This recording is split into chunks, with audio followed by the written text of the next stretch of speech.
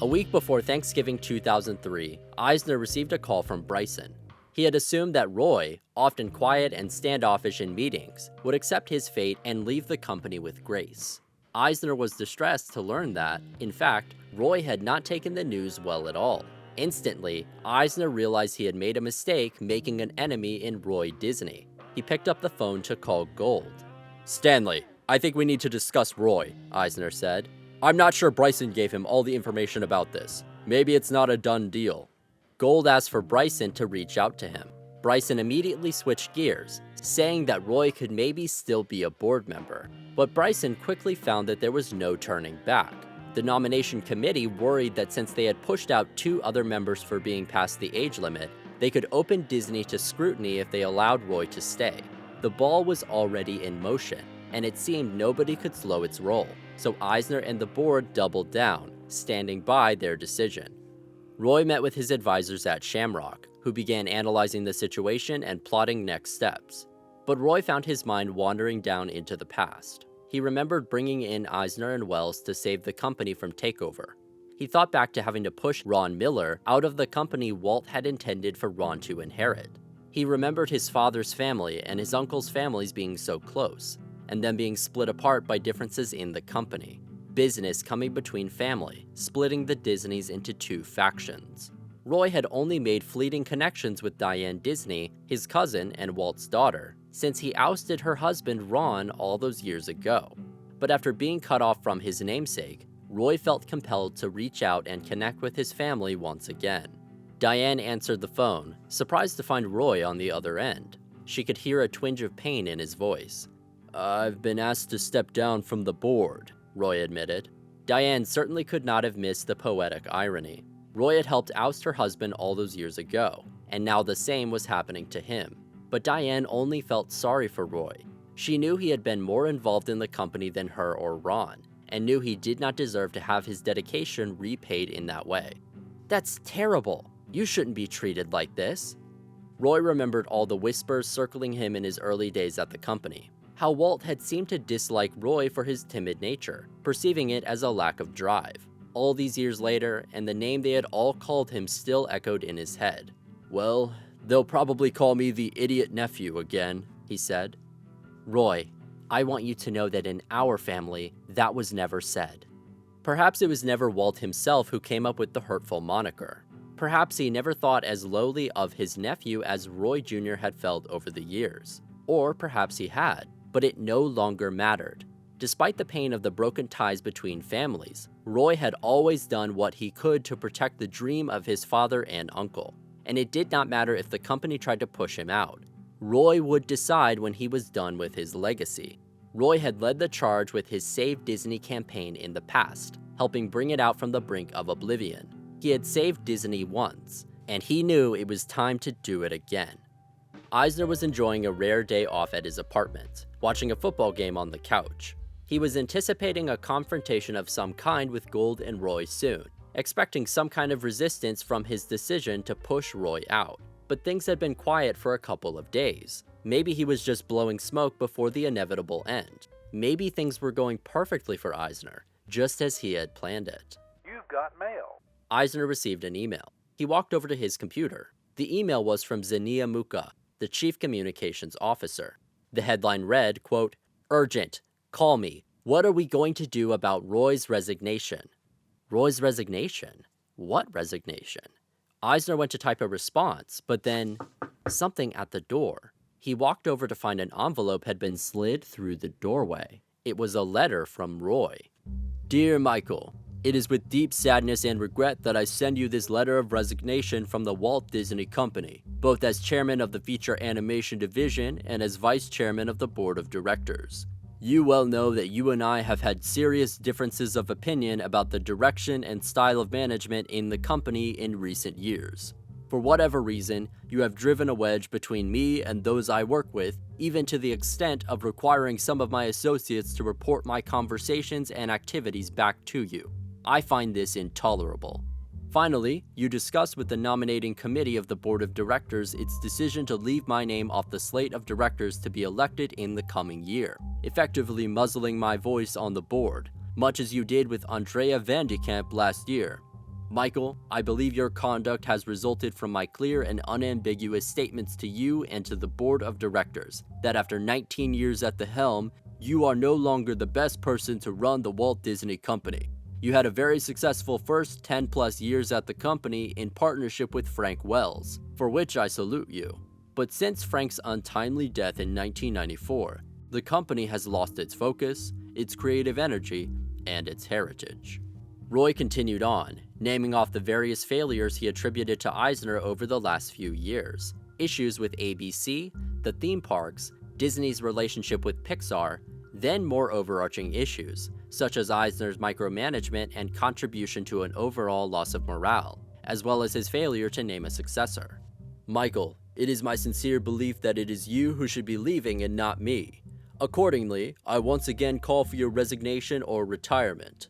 The Walt Disney Company deserves fresh, energetic leadership at this challenging time in its history, just as it did in 1984 when I headed a restructuring which resulted in your recruitment to the company. I had and will always have an enormous allegiance and respect for this company, founded by my uncle, Walt, and father, Roy, and to our faithful employees and loyal stockholders. I don't know if you and the other directors can comprehend how painful it is for me and the extended Disney family to arrive at this decision. With sincere regret, Roy E. Disney. The letter would have to be disclosed to shareholders, and therefore to the media, which would reveal that the rumored tensions between Roy and Eisner were true after all. One might have expected Eisner to feel shocked, frustrated, nervous, or disappointed that his plan was not going the way he expected. But Eisner felt relieved, at peace with the fact that he no longer had to hide these issues behind closed doors. This was far from over. With this letter, Roy was taking the battle to the streets, and Eisner, fueled with adrenaline, was ready for war. Bob Iger received a call from Eisner, ordering Iger and the others to rally and meet him at his apartment. When they arrived, the team first turned to George Mitchell to draft a statement in response to Roy. It was decided that the best course of action was to keep Eisner's name out of the response. That way, it would paint Roy's letter less as an accurate attack on Eisner's character and more as him lashing out on the company as a whole. Essentially, they were giving Roy as little to work with as possible by responding only to the reason behind Roy's departure from the company, that his age required him to leave, even though again, his role as a manager exempted him from this. Eisner's apartment turned into the central battle station, where lawyers, executives, and PR consultants all joined to strategize over the course of the week. But despite all of the preparation, Eisner felt Roy had little to stand on. After all, despite Disney dropping in value, there was no prospect of a corporate takeover like there had been in 1984. And Ron Miller was no Michael Eisner. Eisner was going to be a lot harder for Roy to get rid of. The team did find themselves with one central issue: Gold, who was still a board member. It would be difficult to talk about the Roy situation in a board meeting, since Gold was clearly loyal to Roy. They needed to get rid of him somehow, but were unsure of how to do so. Funnily enough, on the other side of the battlefield at Shamrock, Roy and Gold's team were discussing the same issue. Gold was in an interesting situation. On one hand, Gold would have a clear view from the inside on the company's standing, both in terms of finance and strategy. That kind of insider information could be massively helpful to Roy's cause, except that Gold, as a board member, was under strict confidentiality agreements. This meant that he would have all the info Roy needed, but would be unable to share it with him. While it seemed on the surface that Gold was in a perfect position to help Roy from the inside, being on the board actually held Gold back from helping Roy at all. Gold had worked alongside Roy for 15 years to champion his cause, and he knew exactly what he had to do to help his friend. Gold released a statement, reading, quote, "It is with regret that I resign effective immediately, and second Roy Disney's call for the removal of Michael Eisner as chairman and CEO. Gold, never shy about his feelings, outlined exactly why he thought the board had pushed Roy out. The real reason for the committee's action is that Roy has become more pointed and vocal in his criticism of Michael Eisner and this board. This is yet another attempt by this board to squelch dissent by hiding behind the veil of good governance. What a curious result. The board seems determined to devote its time and energies to adopting policies that only serve to muzzle and isolate those directors who recognize that their role is to be active participants in shaping the company and planning for executive succession. Further, this board isolates those directors who believe that Michael Eisner, when measured by the dismal results over the last 7 years, is not up to the challenge. The response from those within the company was swift. The animation department had a great deal of respect for Roy, and little for Eisner and his team, so they collectively penned a letter in support of Roy and his cause. They thanked Roy for protecting their department when it was in danger of being shut down, and attributed its financial successes to Roy's continued involvement. They outlined that despite all of the critical and financial wins during the Disney Renaissance, animators were never allowed into executive positions. In the new corporate template, we became little more than factory workers or unskilled laborers at the studio we had helped rebuild. Micromanagers from outside the medium fostered a highly toxic work environment, spawning a critical malaise that continues unchecked. They identified Eisner as someone incapable of fostering the legacy of Walt Disney, and someone undeserving of the massive paychecks he had been receiving. Without Roy, they said, who will protect the 70-year Disney legacy from becoming no more than a hollow brand? The letter was released, and within 2 weeks, had been signed by 4,500 former and current Disney animators, nearly every single one. If this was the first battle in the war between Eisner and Roy, it seemed that Roy had claimed the first victory. There was a clear resentment towards Eisner from the animators that had been growing steadily over the years. And Eisner, upon reading this letter, announced that Disney would be shutting down the Orlando animation division. Meanwhile, Pixar and Disney failed to reach an agreement to continue making films together, resulting in their relationship officially dissolving. Steve Jobs, chairman at Pixar, reached out to Roy. He lamented that Disney was the right partner for Pixar, but said, "I can never make a deal with Disney as long as Michael Eisner is there." Roy was determined to make things right between the two companies, and made Jobs a promise.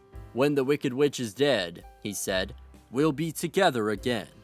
The messy public exit of Roy and Gold showed clear instability from within the Walt Disney Company, and other companies began to take notice. Comcast began to consider the prospect of buying the company themselves, and reached out to George Mitchell to broach the subject with Eisner.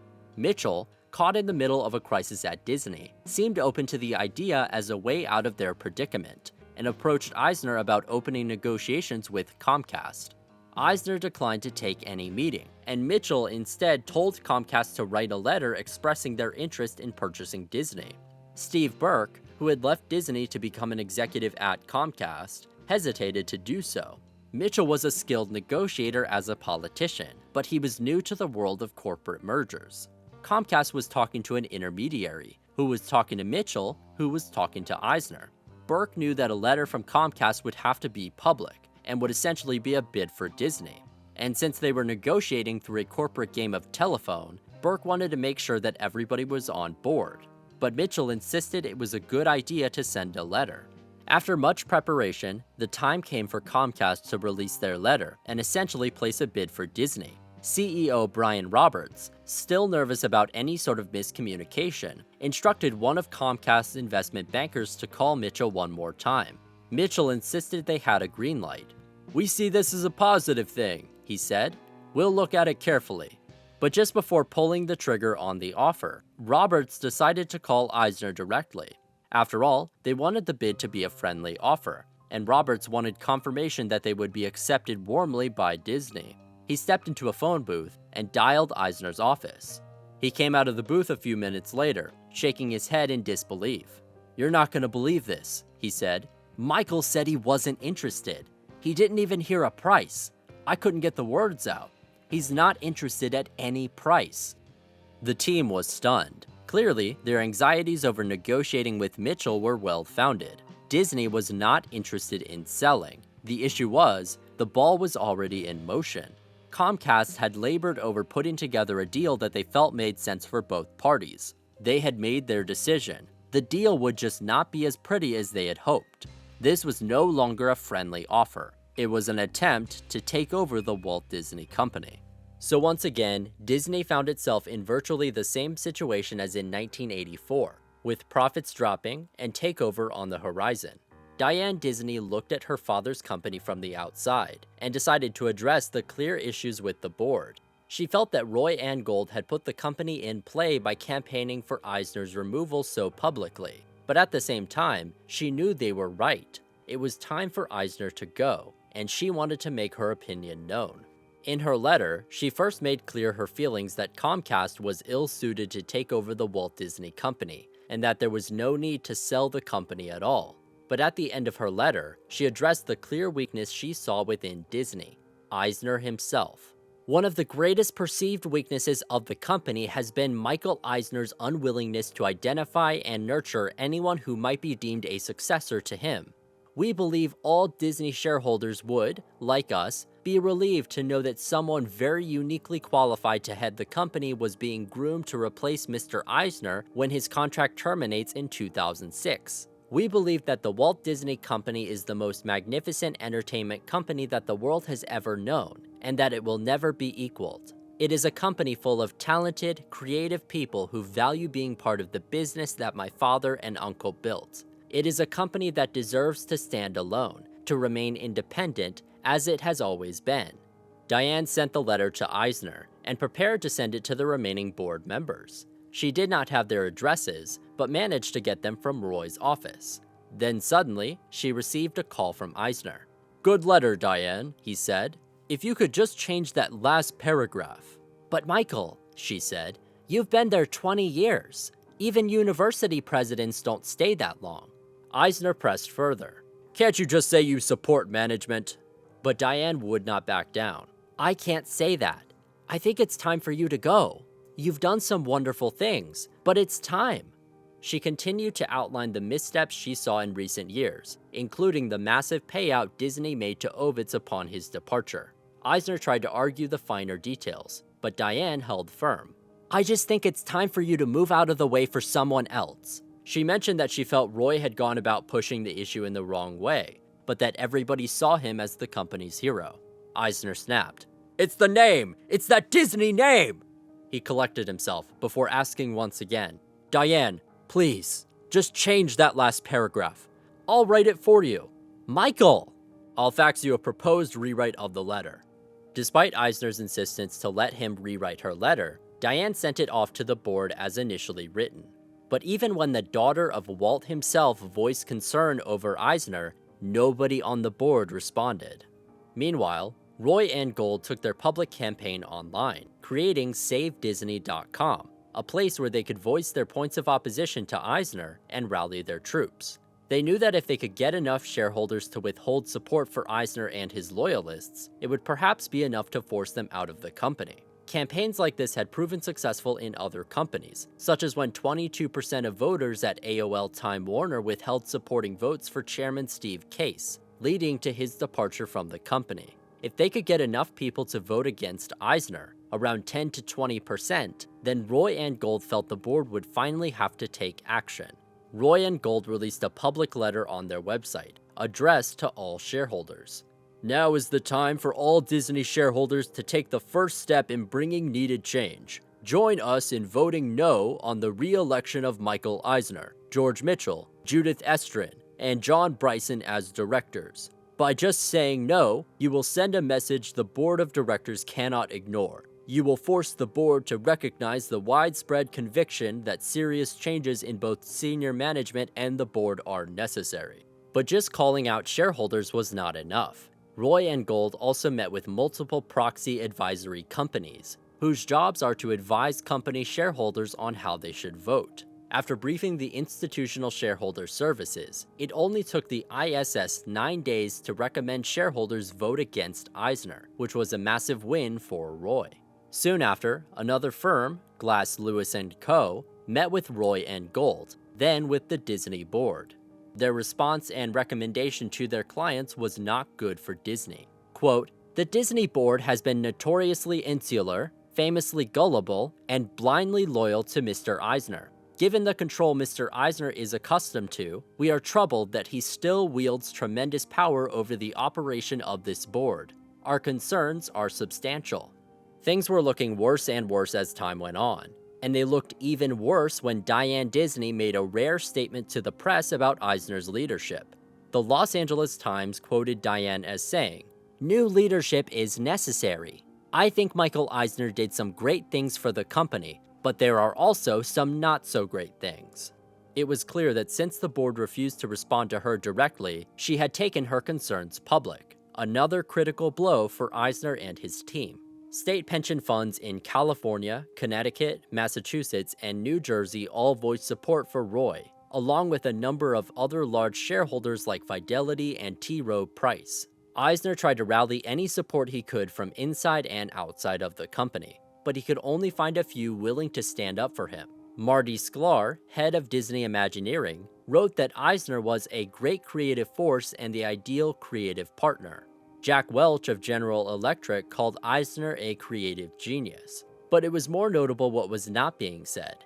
Barry Diller, who had worked alongside Eisner for a long time at Paramount, only said that he was a longtime friend and supporter. The Bass family failed to make any sort of statement at all. Few were willing to vouch for Eisner's leadership, or claim that he deserved to keep his job at the head of the table. While executives inside of the company were all loyal to Eisner, he was quickly recognizing that he had few friends left outside of his team. He had alienated so many of them over the years. Jeffrey Katzenberg, Michael Ovitz, Joe Roth, Rich Frank, Sandy Litvak, Stephen Bolenbach, not to mention those still in the company who could not stand working with him. Who was left to vouch for him? Who could he turn to for support? Eisner confided to his wife, "Everyone hates me." With the annual shareholders meeting fast approaching, Eisner and his team knew they needed to do something to try to win shareholders back to their side. One of the major complaints was that Eisner was both chairman of the board and CEO. Eisner, clutching his power within the company as tightly as possible, was unhappy with losing either position, but the pressure was mounting too high to be ignored any longer. So instead, Eisner proposed making George Mitchell the new chairman of the board. After all, Mitchell seemed to be completely loyal to Eisner, so in a sense, he would mostly just be losing power on paper. Plus, removing one of Eisner's titles would be a breach of his contract, allowing Eisner to leave with 30 days' notice with all of his benefits owed. He hoped that perhaps this would be enough to quell the anger of the shareholders. The next morning, thousands of shareholders and members of the press flooded into the Philadelphia Convention Center for the annual shareholders meeting. Outside of the building, protesters lined the sidewalks condemning Eisner's leadership in the Comcast takeover bid. As everybody took their seats, Eisner walked to the podium. Whispers and murmurs filled the auditorium as Eisner began to make his speech. He claimed that the company anticipated a substantial growth in performance in the coming year, and noted a 60% increase in stock price over the last year. He noted the issues with ABC, and claimed to be saddened over the loss of the Pixar relationship. But overall, Eisner was trying to show that the company was doing very well. "I love this company," he said in conclusion. "The board loves this company, and we are all passionate about the output from this company." Eisner sat in a seat on stage. Next, Tom Murphy and Ray Watson were allowed to make brief speeches. Both men had been pushed out due to the age mandate, same as Roy, and perhaps this was an effort to show that the two were okay with this change, whereas Roy was unfairly against it. But the tone changed dramatically when Gold came to the stage. The stale reception the previous speakers received was nothing compared to the cheers and applause Gold heard. "Roy Disney and I have been on a mission," he stated. "A mission not to promote ourselves, but to save our company." Gold went down the list of every failure made by Eisner's management team, then summed up his feelings, saying, quote, "Let me be clear, no half measures, no excuses, no amount of spinning will be tolerated. Michael Eisner must leave now." Gold turned to face Eisner. "You have compromised your soul and lost your integrity." Gold left the podium to make way for Roy, who received a thunderous barrage of applause. "The Walt Disney Company is more than just a business. It's an authentic American icon," he declared. "Our mission has always been to be bringers of joy, to be framers of the good in each of us, to be teachers, to speak as Walt once put it, not to children, but to the child in each of us. This is the core of what we have claimed to call Disney. Creativity is a funny thing. he continued. "It's a living, breathing force with a life of its own, and it tends to flower among individuals and in small groups." Roy stated that for Disney to regain its success, they must trust, quote, "the talents and imaginations of its creative people, by supporting them with the resources they require. We need to install a new management team. Speaking as someone with the name of Disney, it is my firm belief that we are not a commodity. As long as we continue to believe in the power of creative ideas, then our best years will still lie ahead." The audience again jumped to their feet and cheered.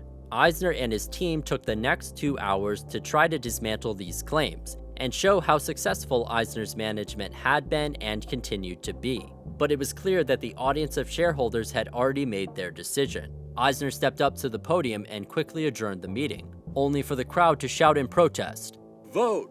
Vote! Vote! Vote! Vote! Vote! Vote! I almost got away with that," he said. A joke, but perhaps also wishful thinking. The moment of truth had arrived. In total, 43% chose to withhold their vote from Eisner, along with 24% withholding for Mitchell.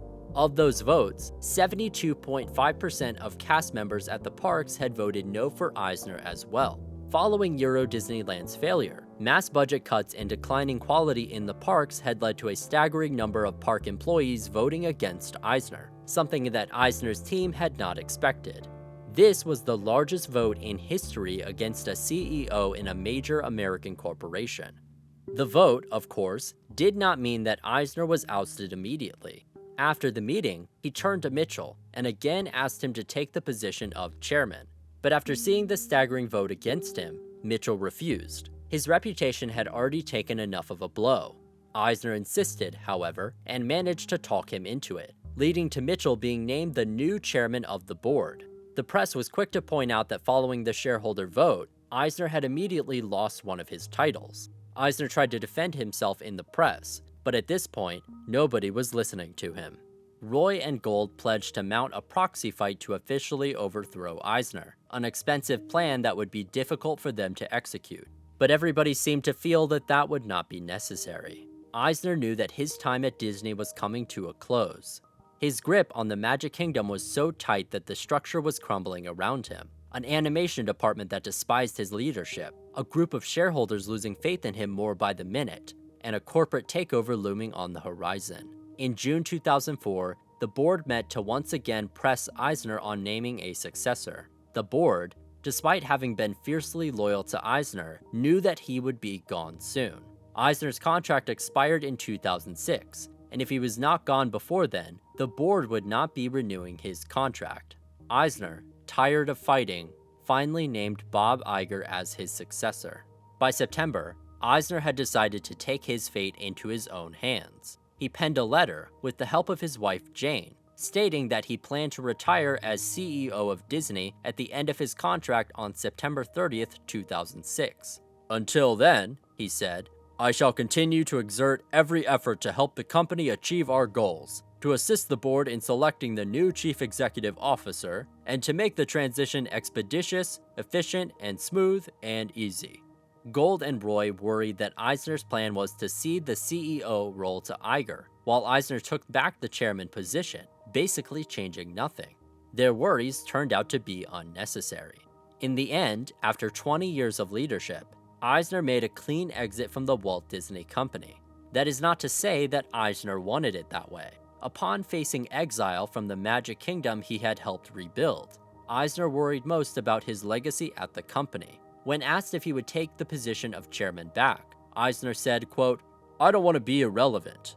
I'm not going to ask the board to be named chairman. I'm not going to beg for it. But the board might come to me. Then I'd have to consider it. Will I continue to play a creative role?" He paused.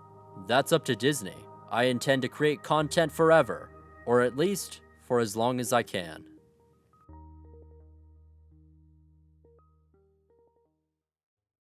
6 months after Eisner announced his plan to leave the company, the board unanimously named Bob Iger as the next CEO of the Walt Disney Company.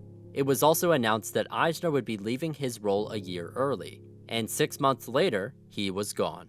When Iger was crowned king of the Magic Kingdom, he quickly took steps to grow the company. In 2006, after noticing that children responded to Pixar characters more than any other Disney characters, he led the charge to purchase Pixar. In 2009, he negotiated to purchase Marvel Entertainment, allowing Disney to take the reins with the Marvel Cinematic Universe, earning the company billions of dollars in revenue. In 2012, Iger purchased Lucasfilm, again allowing the company to make billions of dollars from the Star Wars franchise and acquire the popular Indiana Jones franchise. And finally, in 2018, Disney began the process of purchasing 21st Century Fox, allowing Disney to release R-rated movies under the Fox label, similar to Touchstone Pictures. All in all, Iger has led the company to expand its assets in ways that solidified its future for years to come. Currently, the concept of a corporate takeover seems highly unlikely, as Disney remains a top player in the entertainment industry. At the same time, Iger lacks some of the qualities of his predecessor, Michael Eisner. In 2005, just prior to his departure from the company, Eisner lamented on the state of the industry. "This business is changing. I'm not sure you're going to see another chief executive in Hollywood like me. I think I'm probably the last of the creative types to run a company like this." Many times in the past, Eisner had questioned Iger's leadership capabilities as a creative executive.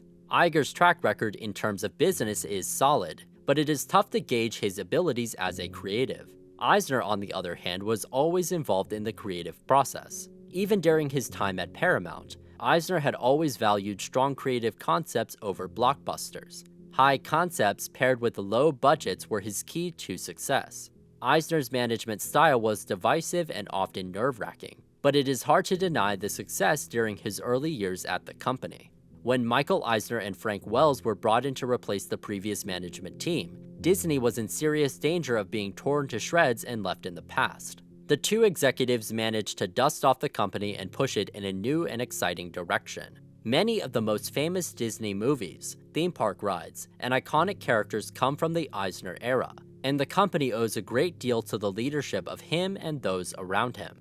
At the same time, the failure of Eisner and his team at the end of his tenure tarnished one of the greatest corporate success stories in American history. Often the death of Frank Wells is cited as the singular turning point in Eisner's run at the company, when things went from good to bad. In truth, the downward trend had already begun just before Wells' death, with the construction of Euro Disneyland, and the beginning of the end with Katzenberg's run at Disney. And while Eisner is not fully to blame for the Katzenberg debacle, his pettiness and vindictiveness certainly led to the dissolution of many corporate partnerships he held over the years. It was not just Katzenberg, Ovitz, Gold, and Roy who had issues with Eisner. Even those most loyal to Eisner, such as Wells and Iger, had incredibly troubled relationships with the CEO.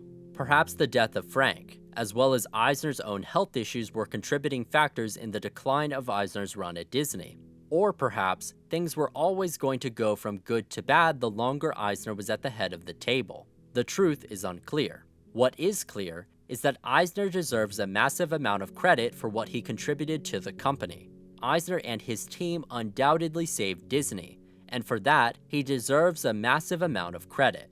But there is one man who perhaps deserves just as much credit as Eisner: Roy E. Disney, who had long been underestimated, overlooked, and ignored, had served as the greatest protector and champion of his family's legacy, saving the company from doom 2 times over. Roy had a tremendous amount of reverence for the work of his father, as well as his uncle Walt.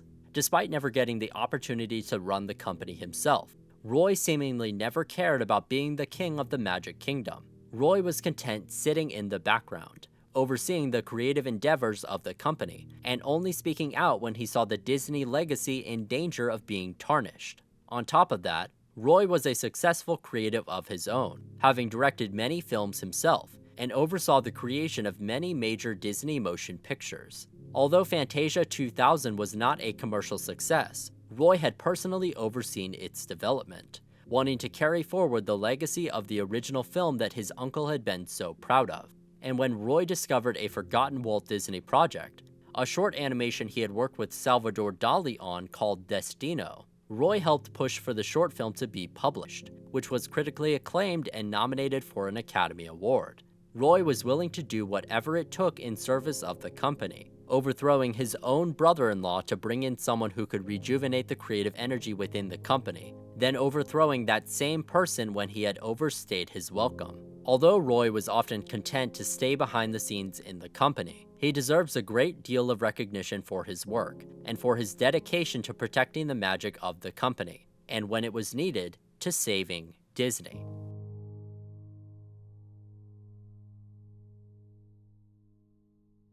Hey guys, I wanted to say thank you so much for watching. Since I've wrapped up my coverage on the Eisner era of Disney, this is the final episode of Kings of the Magic Kingdom. The good news is I have quite a few projects coming up next that I think a lot of you will be excited about. Right now, I'm working on a short documentary about the history behind Muppet Vision 3D, which will include interviews from people behind production on the attraction. Past that, I'm looking to branch out and make different kinds of projects, some of them documentaries and some of them narrative projects I'm working on.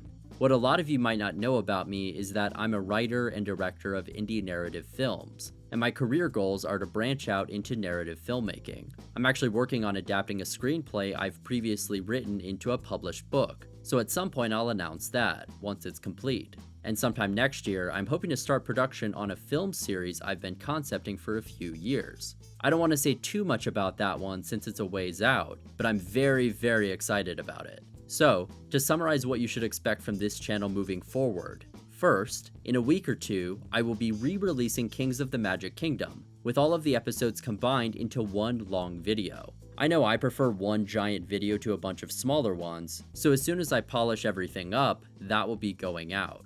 Next, in the following month or so, you should see that Muppet Vision documentary I mentioned. After that, I have some documentary ideas I'd like to work on outside of Disney-related subjects. I know a lot of you are here because of your interest in Disney, but I really hope that I can make some stuff in this format, covering different genres and subjects that you'll all still enjoy. At some point next year, my book will also be released. More on that soon. And finally, hopefully, my narrative film series will get off the ground next year as well, and the first episode will be published in late 2026. Once again, thank you all so much for joining me on this long ride of covering the Eisner era of Disney. I hope you've enjoyed it as much as I have. See you all again soon. Thanks.